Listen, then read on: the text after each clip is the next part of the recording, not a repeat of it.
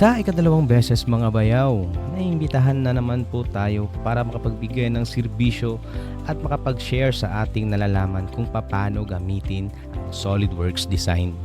Last week, the University of Southeastern Philippines organized a training workshop for Solidworks design. So to formally introduce our speaker for today's training and tomorrow as well, he works as a freelance engineer, specializing in Solidworks. His experience served the local and international clients. And also, he conducted several trainings relative to auto-computer aided drafting and SolidWorks. Without any further ado, please help me welcome our distinguished speaker for this two-day training workshop, Engineer Drexan Tinochar.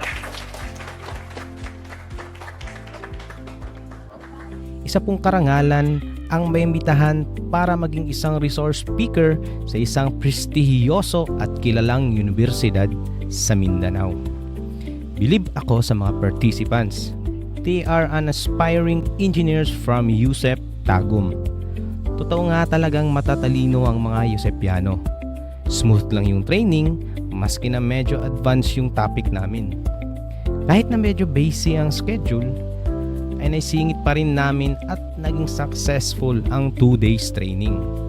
We managed to cover topics from 3D modeling, 2D drawing, animation of moving parts on assembly, and simulation of finite element analysis. After each topic, nagbigay kami ng mga exercises para mas effective ang learning process nila. Hopefully, mas marami pa tayong matulungang aspiring engineers at mga engineers mismo.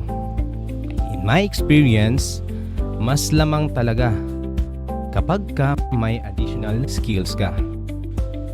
I believe mastering a single skill will definitely open unlimited opportunities. Keep improving yourselves, bayaw. See you next time!